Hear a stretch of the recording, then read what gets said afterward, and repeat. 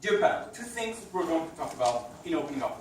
I'm going to talk about in my speech. First, we believe that this is not a legitimate defense. We believe that the fact that something was a large influence on you does not absolve you in any way of criminal responsibility. This is going to be the first issue. But secondly, even if what they're saying is correct, we still believe they are tainting entire communities and entire cultures with a state notion that these cultures are criminal. They're disrupting internal dialogue within those cultures, and even if they are correct, we simply cannot stand by this. We're saying the harms on society are too great for us to take this measure. So let's delve right into the first issue here on why we think, which is going to be in direct engagement with what we just heard from Scott. So basically, their logic goes as follows: if you cannot uphold the law, then that should be a mitigating circumstance. To that link, we totally accept. Then it does, but when you're immersed in culture, you have a strong.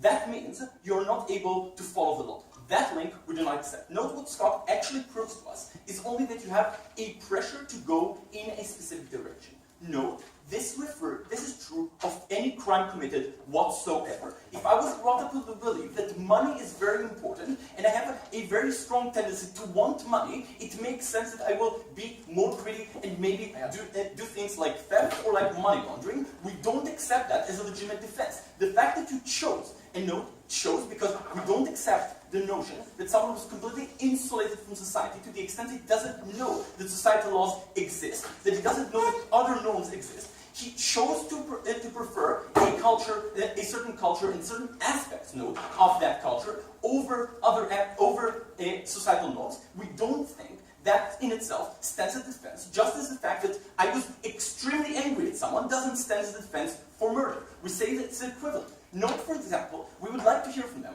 Brock Turner grew up on the assumption that he should have any woman he wants because of his position in society. We don't think that legitimizes in any way or could count as a defense to anything he has done, to committing rape. And we're saying that is basically, we would love to hear why they think that should be there. Yes? Do you not think that it should be at least taken into account the culture in which specific individuals are immersed in order to deal with these issues more broadly?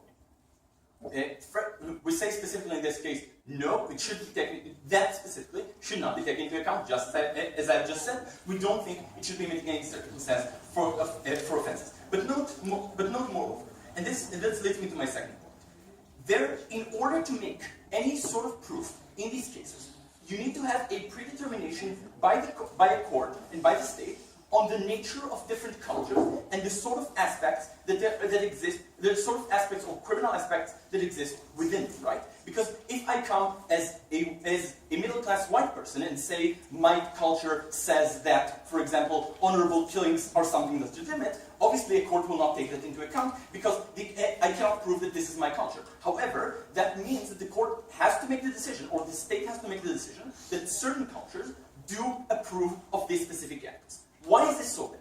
We're saying, look, already today, within certain societies, there is in certain cultures, there is a great debate among members of those societies on what our culture is. The discussion within Islam on whether jihad means that you should kill innocent people is a major issue within that culture today. What they're actually standing for is the state making the decision within a court of law that says, yes, those people who say that honorable killings is an intricate part of Islamic culture are right. This is what we as a state accept as being your identity. Why is this so no? You're giving this tool specifically to the more violent element within that culture. They are the people who are going to be in that court. They are the people who are going to bring up this defense, and they're going to bring their expert witnesses to show that this is the culture they uphold, and this is a culture that is true to them. That means you're giving away the internal dialogue within those societies, outsourcing it to the most violent, allowing the voice to the most violent elements within those minorities and cultures, and giving state sanction to saying this is the cultures they uphold. Why is this so pernicious? First, note that, firstly, just because you're hijacking the dialogue that currently happens. When you have a state, when the liberal parts of that minority tend to associate themselves more with the state and to align themselves more with state declarations, the fact that the state declares that yes, this is part of their culture is something that means more people are likely to ascribe to them. Secondly, these are likely to get extreme publicity in media, in newspapers, in popular culture later, saying, yes, honorable killings is part of Islamic culture. We're saying that means both people from within that culture and people from outside it, when they want to understand what that culture is, go to sources that are available to them, specifically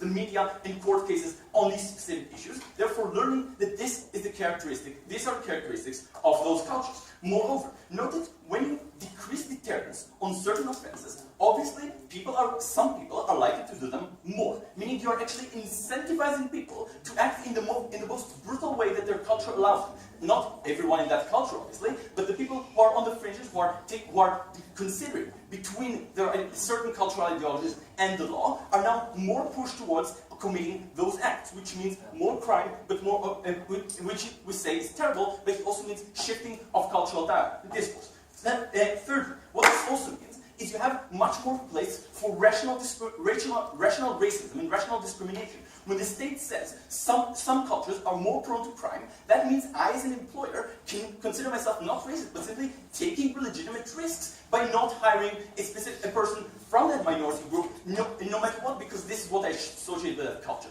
Fourthly, and hugely important, legislative backlash against this sort of actions. No. When people see specifically that the law is not being applied in the same way to different individuals, this is something that tends to make people extremely angry with the system. This is something that's likely to be used by right-wing politicians and by conservative people to do things like reintroduce minimum punishments for crimes done by specific minority groups in order to balance the scale.